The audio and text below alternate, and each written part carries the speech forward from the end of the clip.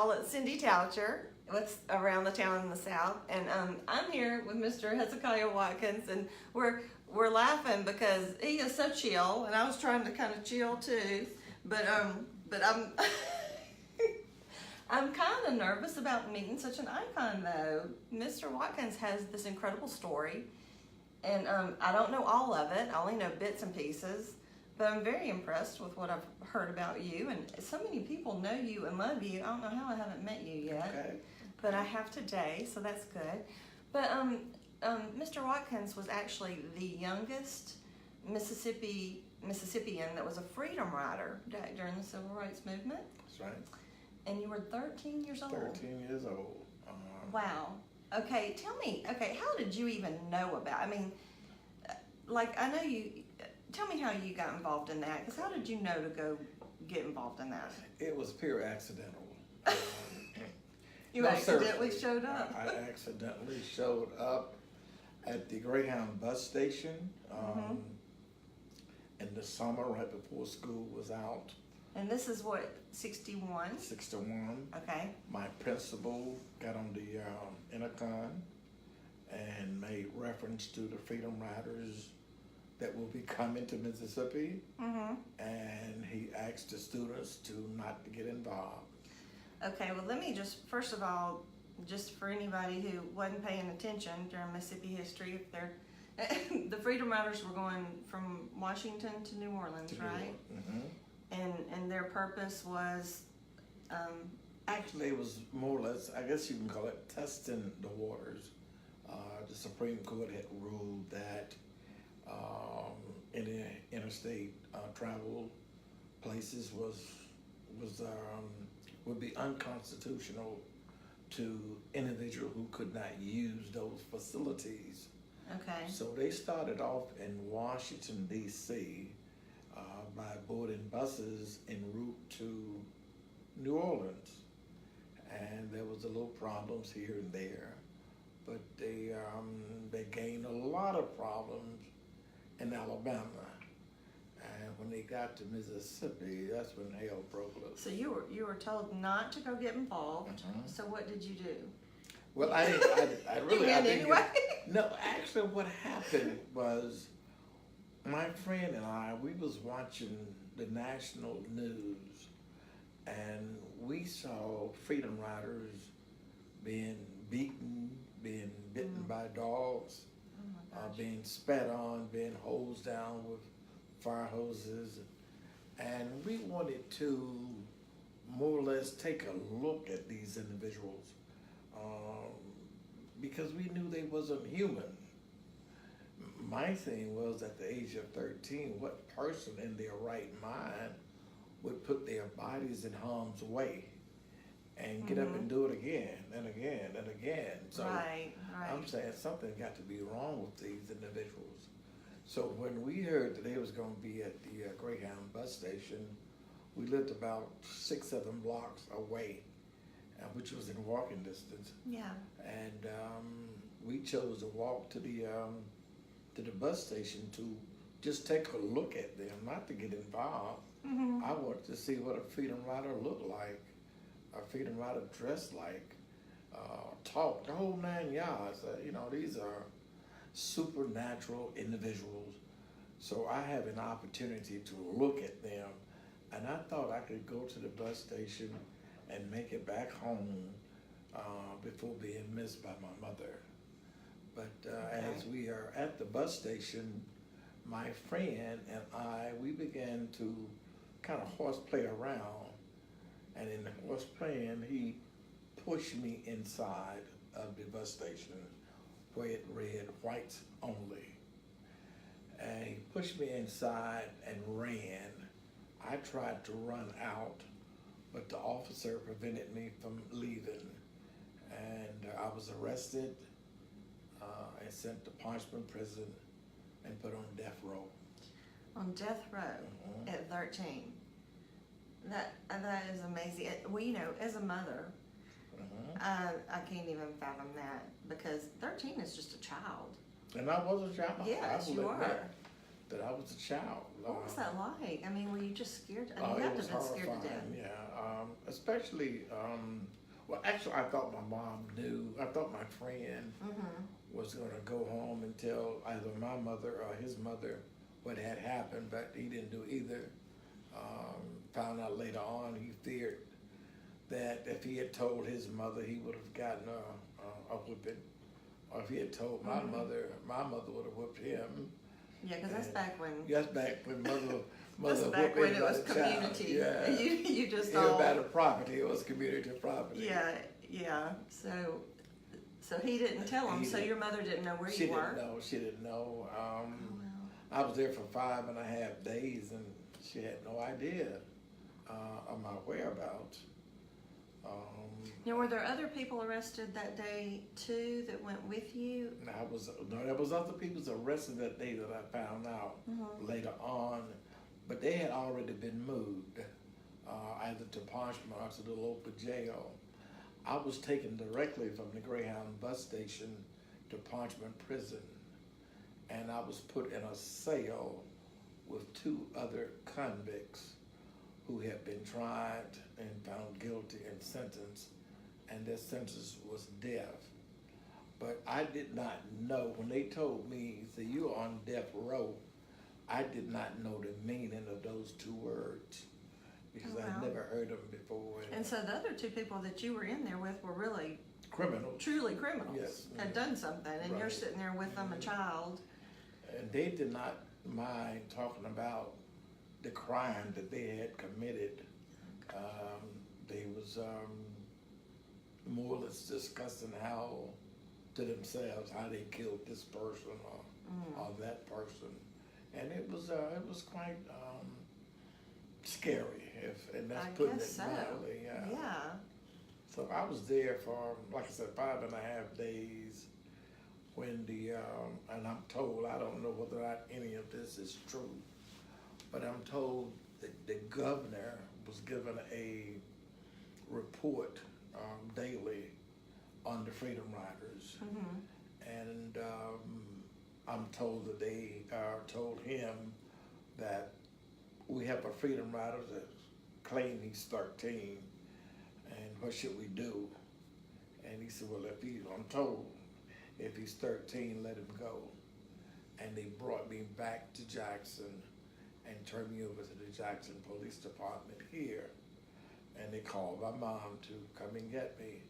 But what I didn't know at that time, my mother thought I was dead. She had more or less given up on me, because she had been trying to find me with different search groups or people from the community, from the church, and others was out looking for me, but there was no sign. And my friends still had not told them what had happened.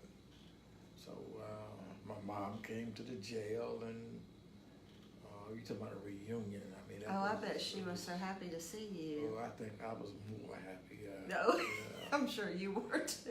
Yeah. She began asking me whether or not, I was okay, and you're checking me out, baby. Did they beat you? Feeling my head, and did they beat you and all that? No, I'm fine. And I'm thinking, I said, well, no, she doesn't seem to be mad, so I think everything gonna be okay. And we get to the house, and she tells me to go inside and drop him. That's a term when you're about to get a whooping. And dropping me, drop everything, and that's what happened. And she got a piss alum switch. You probably have never heard of a piss alum, but it's a vine, more or less, that you braid. You get 3 of them, and you braid them together, and they become unbreakable once they are braided. And she laid in on me for quite some time. Isn't that like the mother? She wanted to make sure that nobody else beat you, but then she got you home. Yeah. As long as it was somebody. But yeah, I mean, I can't imagine though how she felt during those 5 days, not knowing where you were, what had happened to you, or anything. I mean, that had to just be horrible. It was. Then I had problems dealing with the governor, not directly dealing with him because I had heard so much negative about the governor. His name was Ross Burnett, and I'm told that Governor Burnett was probably the most racist governor the state ever had. And I'm told that he hated all blacks and poor whites, and he did not mind letting you know just that. If you was white and you poor, I don't have anything for you, and if you black, I don't have anything for you. But the question I'm always asked is, why you? And I can't answer that. I don't know. You know, you think a person that just really hate you, then why would he set you free? I don't know, but I can tell you this. If he had not ordered my release, I probably would have ended up dead in Parchman because some of the things that was being discussed, and one of them was making a girl out of me. And saying to myself, like that's almost like you know, Holocaust kind of stuff. I mean, yeah, how can you make a girl out of me? I'm a boy. Yeah. You know, and I was, believe it or not, I wouldn't say interested, but I was concerned about how can you transform me, you know, to boy to girl and back to boy from girl. It never did make sense. But I was released way before I had, and I say opportunity because that's what it would have been before the opportunity came up. And I'm very, and I must say this, although I never did meet the governor, I never have spoken to the governor over the phone, but even now, when I pray, I thank the Lord for the governor for setting me free. And he might have been all of the things that they said he was, and he might have been more than some of the things that they said. But I can sit here with you today and truthfully say, I am glad that the governor set me free, and he will always be a part of me in my heart until the day I die, because I credit him for my life today.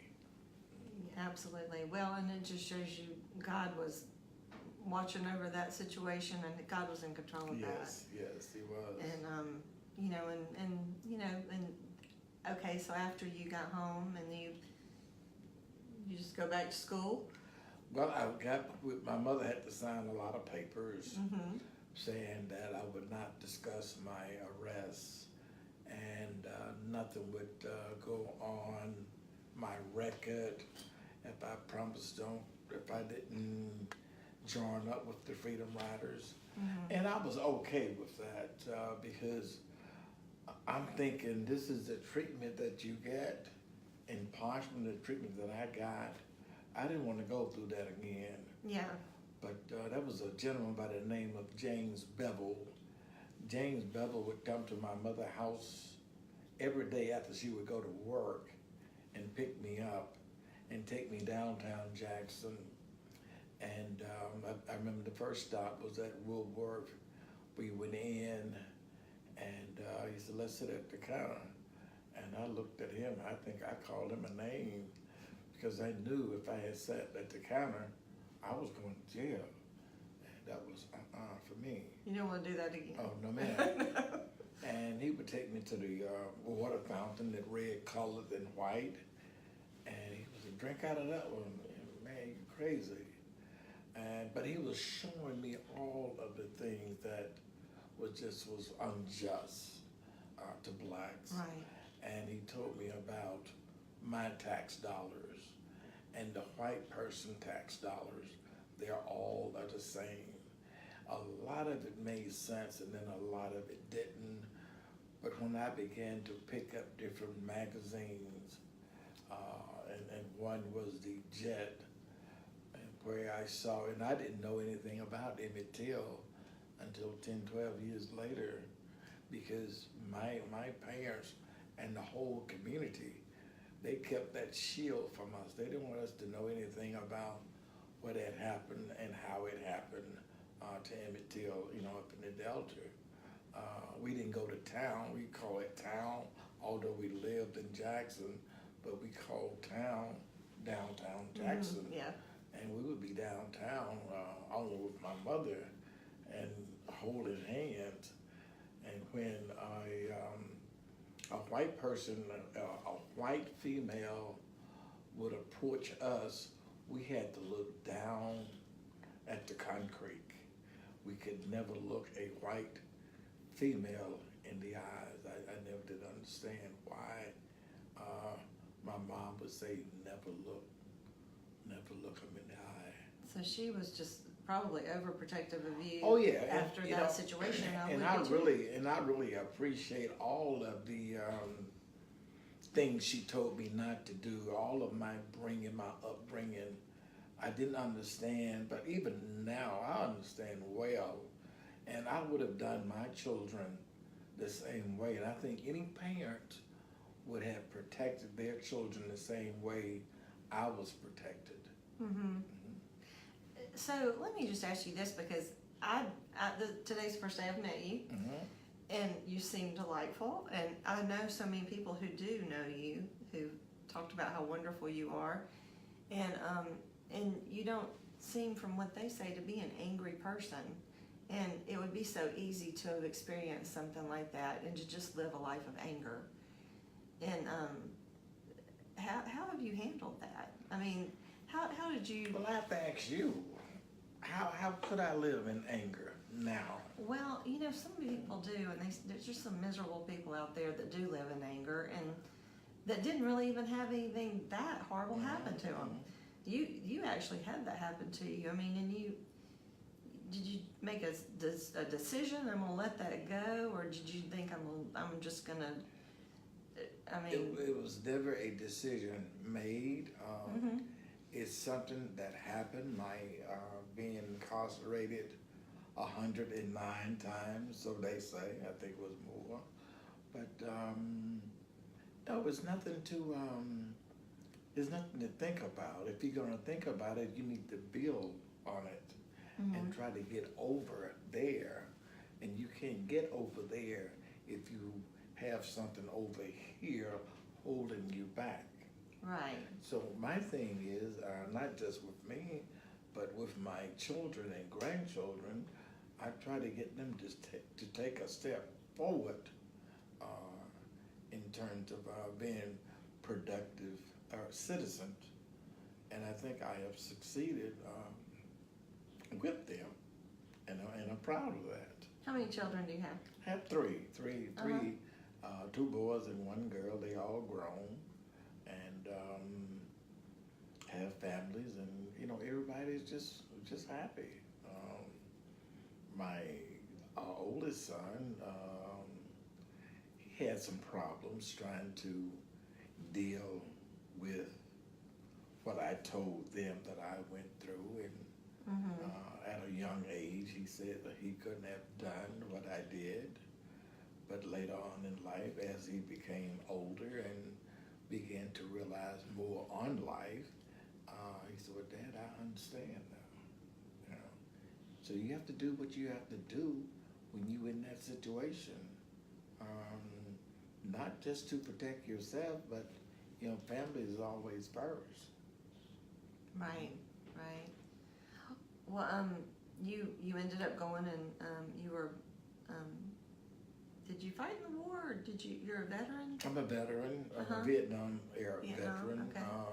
But I didn't go to Vietnam. I went to Korea. Okay. I had orders for Vietnam, but this was during the time a ship called the Pueblo was stolen in Korea.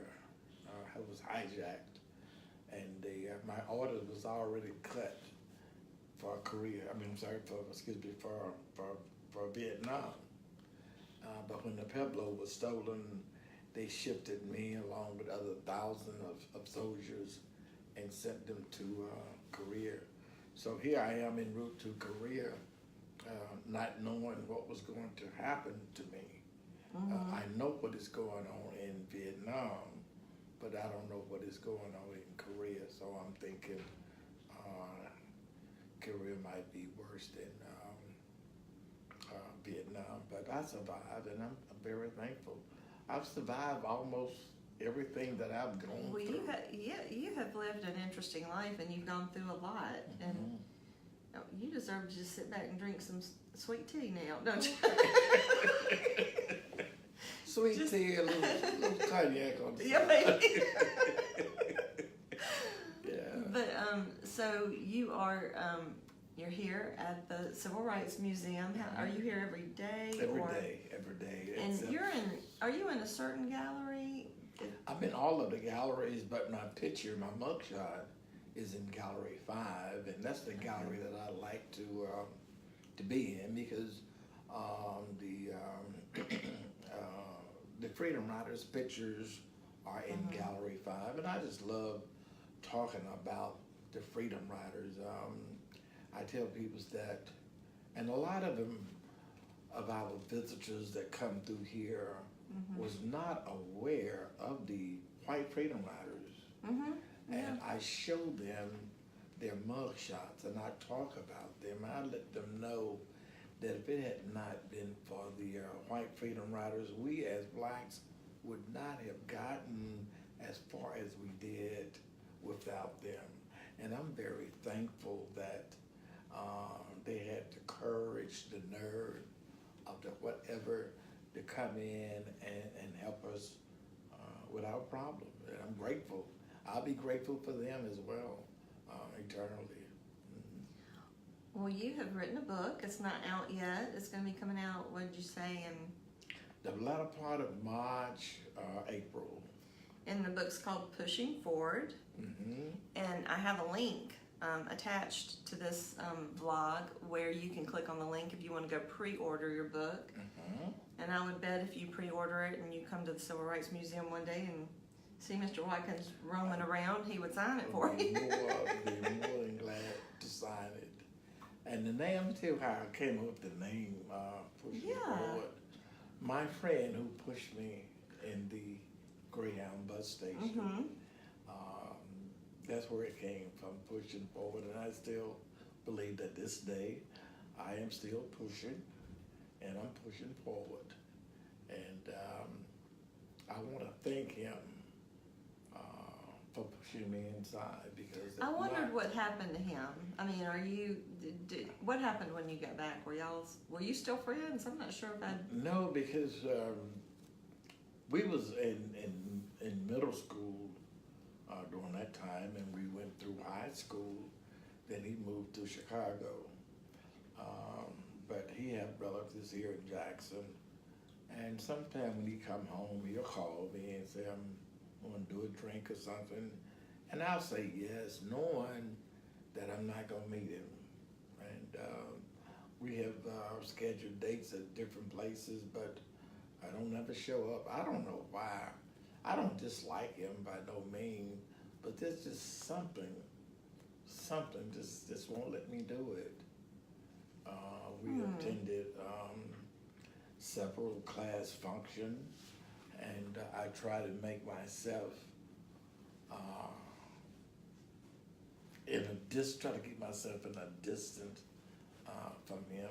And I remember once we had this reunion, high school class reunion, and he needed a way back to his hotel, and I was the only person there to take him, and I did, but I was very uncomfortable. Yeah, well, I would imagine it would always be. It would just always be awkward. Yeah, always be awkward for me to deal with him. Well, yeah. The pushing's one thing. They're not telling anybody where you were. It's the hardest part for me. Exactly. But anyway, he's probably had a lifelong having to deal with that himself. Yeah. And that's probably been hard for him, I'm sure. But I would highly recommend you coming to the Civil Rights Museum and seeing not only about the Freedom Riders, but there's so much here. It's just an incredible museum, and Mississippi is so fortunate to have this finally here. And is there anything else that you would? No, I think that's it. Other than come on in, I think every Mississippian, everybody. Mm-hmm. You know, we always look at Mississippi as being the last, but I don't think the citizens of Mississippi know that this is the only museum, civil rights museum, that was built with tax dollars. And we always talk about the bad part, but we don't talk about this museum was built with your dollars and my dollars. And I think it's just something to be proud of based on everything that we've been through. You know, it shows you that the state is moving. Might not be moving as fast as one would like, but it's moving. And I think it's moving in a positive direction.